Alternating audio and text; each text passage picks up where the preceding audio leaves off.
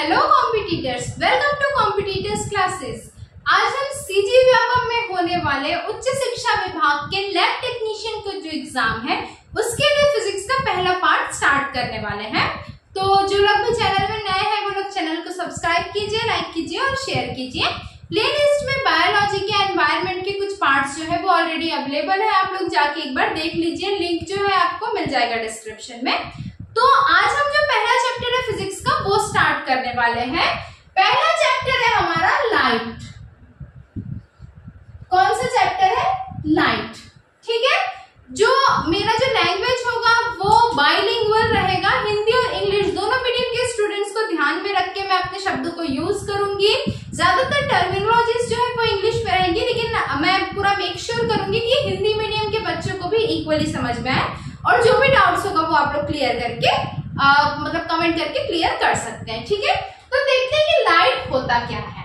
ठीक, तो लाइट जो होता है बेसिकली इसके बारे में सबको मालूम है कि ऐसी चीज जिसकी वजह से हम किसी भी ऑब्जेक्ट को, किसी भी वस्तु को देख पाते हैं तो वो लाइट होती है। तो लाइट की एक्चुअली में प्रॉपर्टी क्या है? तो लाइट जो होता है वो दो तरीके की ये प्रॉपर्टी शो करता है, या ये बोले कि दो तरीके का नेचर शो करता है। कैसा कैसा नेचर शो करता है? इसके जो नेचर है लाइट का, इसकी जो प्रकृति है लाइट की, वो दो तरीके से हो सकती है। एक होता है पार्टिकल नेचर और दूसरा होता है वेव नेचर। पार्टिकल नेचर जिसको हम कण की जो प्रॉपर्टी है वो बोलते हैं, जबकि वेव नेचर मतलब जो तरंग दैर्घ्य होती है वो प्रॉपर्टी होती है। लाइट्स की ये दो प्रॉपर्टी है, इसके बारे में किसने बताया था? एल्बर्ट आइंस्टीन ने जो है वो ये बताया था कि लाइट जो है वो दो तरीके का नेचर शो करती है। कितने प्रकार का नेचर शो करती है? दो तरीके का नेचर शो करती है। ठीक है, लेकिन इन्होंने साथ में एक बात और बताई थी कि एक समय में, किसी भी एक समय में जो लाइट है वो या तो पार्टिकल नेचर शो करेगी, कण वाली अपनी प्रॉपर्टी शो करेगी, या तो वो वेव नेचर शो करेगी, अपनी तरंग दैर्घ्य वाली प्रॉपर्टी शो करेगी। ठीक है, तो वन टाइम में, एक समय में, या तो लाइट वेव हो सकती है या तो लाइट पार्टिकल हो सकती है। ठीक, या तो लाइट वेव हो सकती है या तो पार्टिकल हो सकती है, दोनों एक साथ होना पॉसिबल नहीं होता है। ठीक है, अब यदि मैं वेव नेचर की बात करूं, लाइट के तरंग दैर्घ्य नेचर की बात करूं, तो ये किसने दिया था? ये हाइगन नाम के जो साइंटिस्ट है, हाइगन नाम के साइंटिस्ट ने लाइट का वेव नेचर इंट्रोड्यूस किया था, जबकि जो पार्टिकल या कण वाला नेचर है वो किसने इंट्रोड्यूस किया था? आइजैक न्यूटन ने। जो सेब वाले जो न्यूटन जी थे ना, जिन्होंने हमको और क्या कॉन्सेप्ट दिया था? ग्रेविटी का भी कॉन्सेप्ट दिया था। ग्रेविटी का भी, गुरुत्वाकर्षण का भी कॉन्सेप्ट इन्होंने ही दिया था। तो इन्होंने ये बताया था कि जो लाइट है वो पार्टिकल नेचर शो करती है, उसमें कुछ कण होते हैं, ये इन्होंने बताया था। ठीक है, तो हम देखते हैं कि लाइट क्या है। तो लाइट किरणें होती है जिसकी वजह से हम किसी भी ऑब्जेक्ट को, किसी भी वस्तु को देख पाते हैं। लाइट कितने प्रकार का नेचर शो करती है? तो दो तरीके का नेचर शो करती है। ये बात हमको किसने बताई थी? तो फेमस साइंटिस्ट एल्बर्ट आइंस्टीन ने बताई थी। लाइट का जो वेव नेचर है वो हाइजन ने इंट्रोड्यूस किया था, जबकि जो पार्टिकल नेचर है वो आइजैक न्यूटन ने हमको दिया था। ठीक है, अब लाइट की प्रॉपर्टीज की यदि मैं बात करूं, प्रॉपर्टीज की यदि मैं बात करूं कि भाई इनकी क्या क्या स्पेसिफिकेशन है, क्या क्या इंपॉर्टेंस है, तो सबसे पहले हम देखते हैं कि लाइट किस तरीके का वेव है। तो इलेक्ट्रोमैग्नेटिक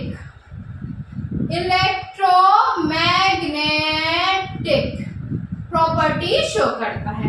इलेक्ट्रोमैग्नेटिक को हम हिंदी में विद्युत चुंबकीय बोलते हैं। क्या बोलते हैं? विद्युत चुंबकीय प्रॉपर्टी लाइट शो करता है। यदि मैं इसके स्पीड की बात करूं, किसके? लाइट की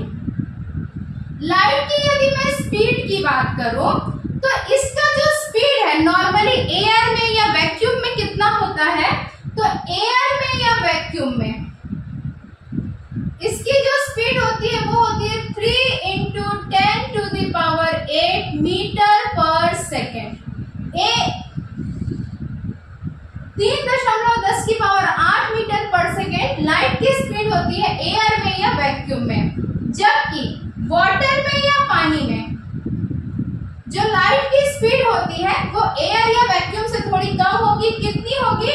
2.25 इंटू 10⁸ मीटर पर सेकेंड, जबकि ग्लास में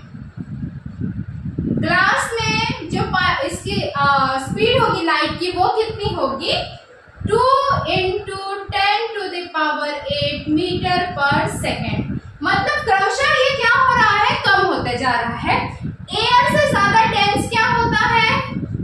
वाटर होता है, और वाटर से ज्यादा डेंस क्या होता है? ज्यादा घना क्या होता है? तो ग्लास होता है। तो इसका मतलब जैसे जैसे डेंसिटी या घनत्व बढ़ता जाएगा, स्पीड ऑफ लाइट क्या होगी?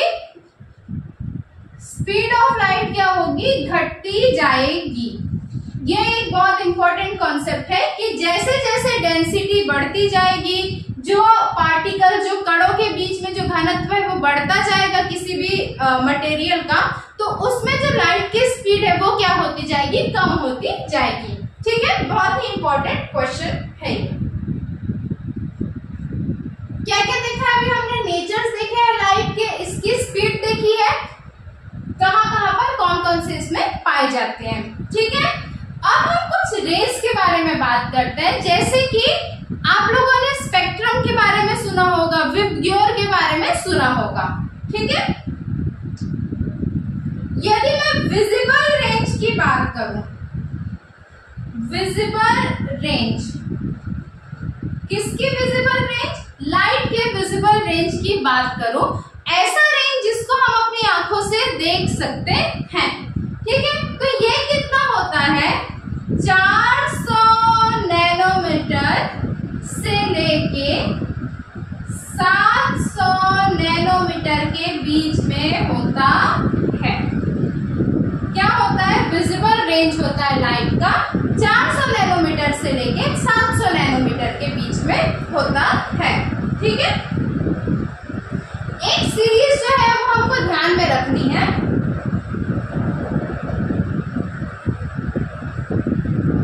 रेडियो वेव, माइक्रोवेव,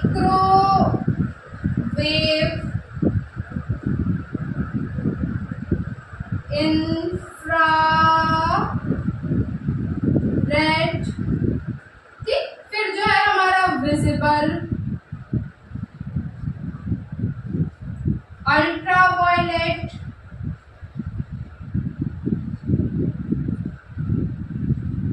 और फिर है लास्ट में gamma rays.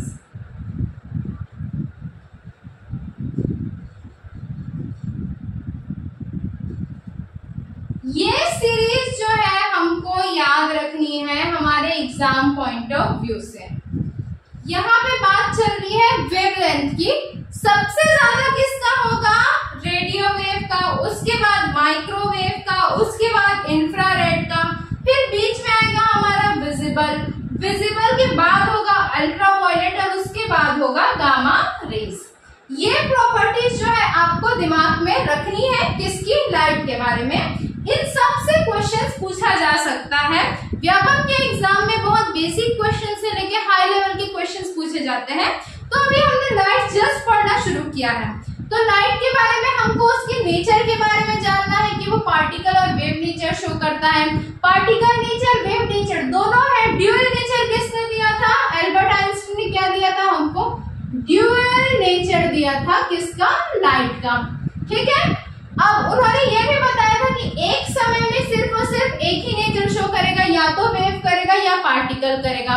Wave nature Huygens ने इंट्रोड्यूस किया था और पार्टिकल नेचर आइजैक न्यूटन ने इंट्रोड्यूस किया था। ठीक है, फिर हमने क्या देखा कि प्रॉपर्टी देखी, लाइट क्या होती है? इलेक्ट्रोमैग्नेटिक या विद्युत चुंबकीय जो होती है, रे होती है, किरण होती है।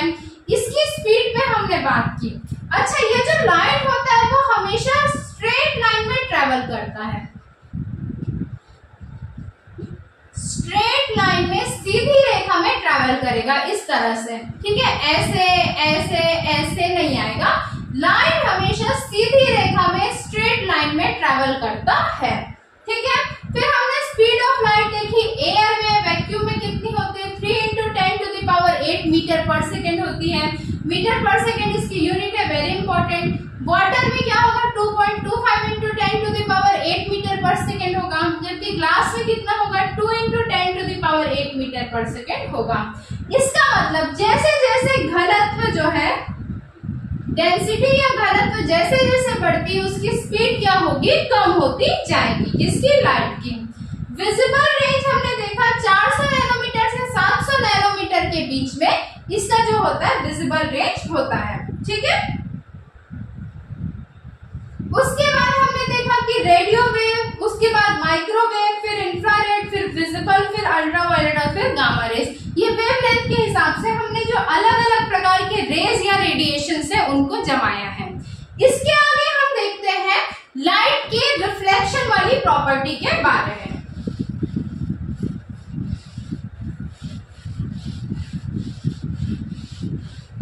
कहीं पर भी आपको कोई भी डाउट आता है तो आप लोग कमेंट सेक्शन में कमेंट करके पूछिए। मैं पूरी कोशिश करूंगी कि जल्दी से जल्दी आपके सारे डाउट्स जो है वो क्लियर करें। बेसिक जो चीजें हैं वो पढ़ने के बाद हम इसके न्यूमेरिकल्स जो है वो सॉल्व करते जाएंगे, ठीक है। आज हम देखते हैं साथ में रिफ्लेक्शन ऑफ लाइट।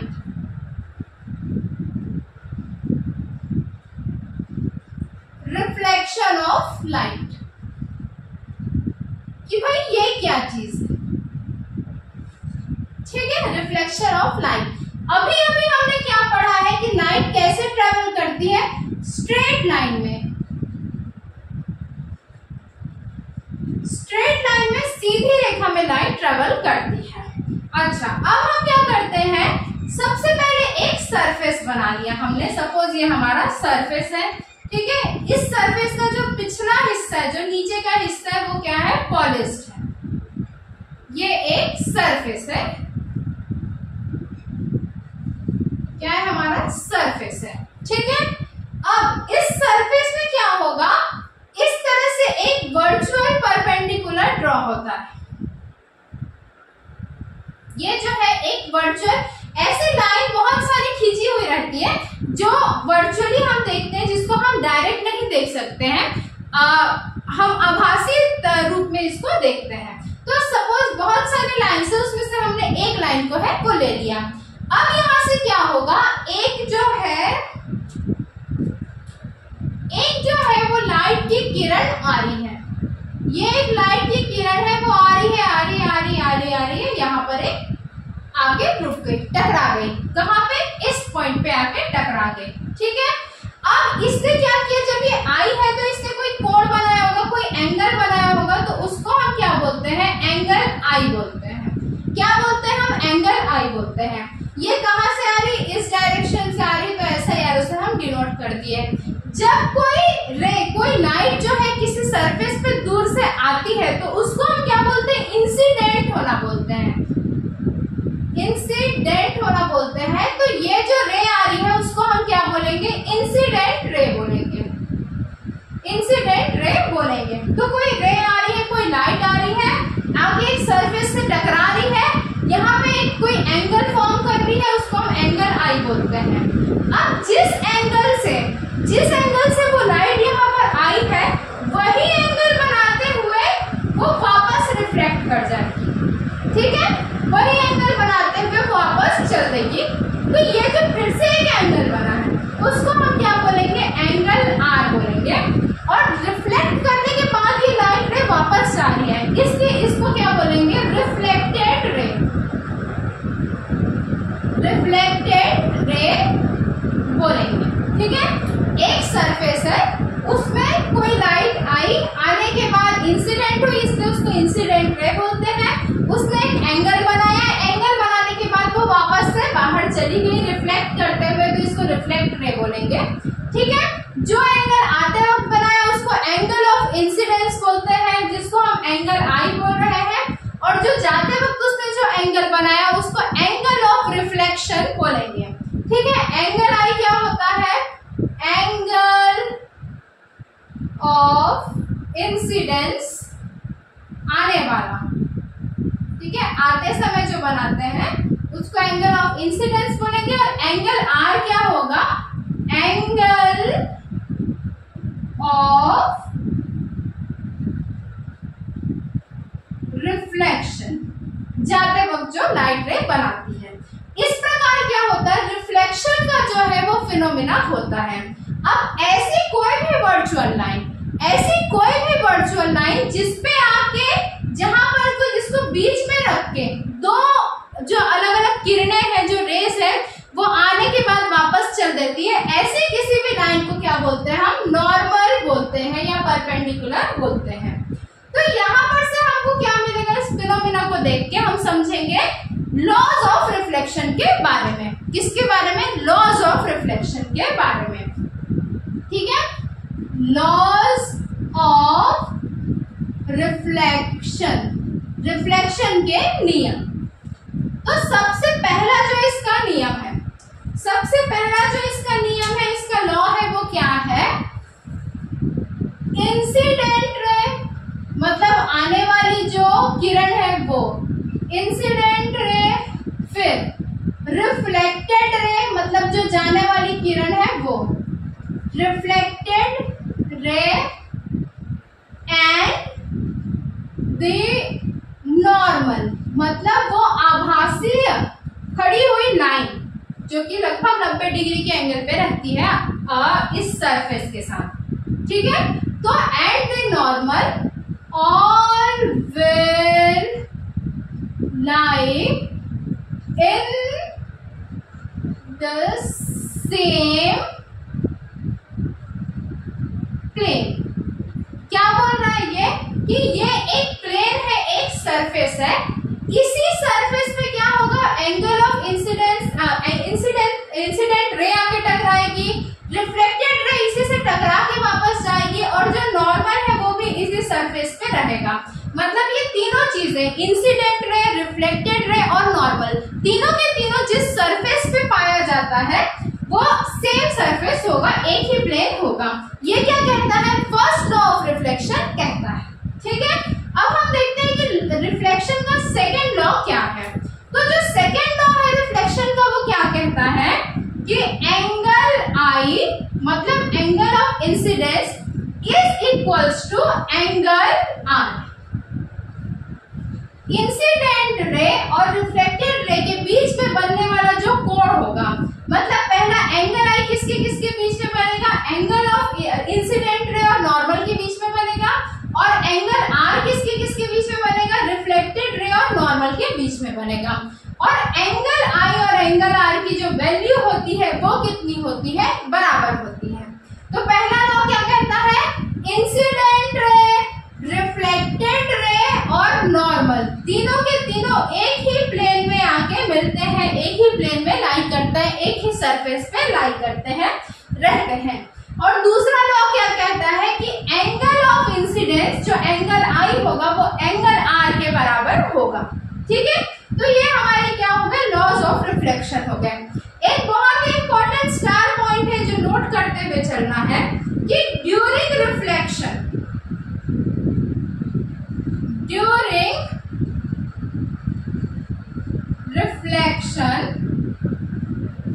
फ्रीक्वेंसी जिसको हम आवृत्ति बोलते हैं शायद हिंदी में, ये एक बार देखना पड़ेगा मेरे को भी, फ्रीक्वेंसी जो होती है लाइट की,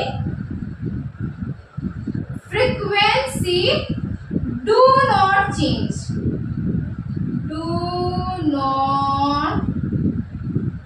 चेंज, इसका मतलब ये है कि रिफ्लेक्शन के समय में जो इसकी फ्रीक्वेंसी होगी लाइट की वो कभी भी चेंज नहीं होगी, जो इंसिडेंट्स के टाइम पे थी वही रिफ्लेक्शन के टाइम पे भी रहेगी, हर टाइम पे वही रहेगी, ठीक।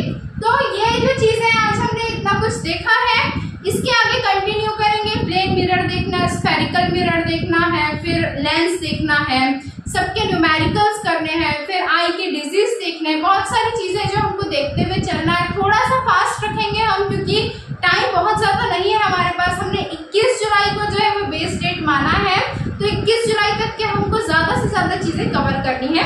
तो आप लोग भी अपना सपोर्ट बना के रखिए भाई, आपका सपोर्ट मेरे लिए भी बहुत ज्यादा जरूरी है। चैनल को सब्सक्राइब कीजिए, लाइक कीजिए। शेयर कीजिए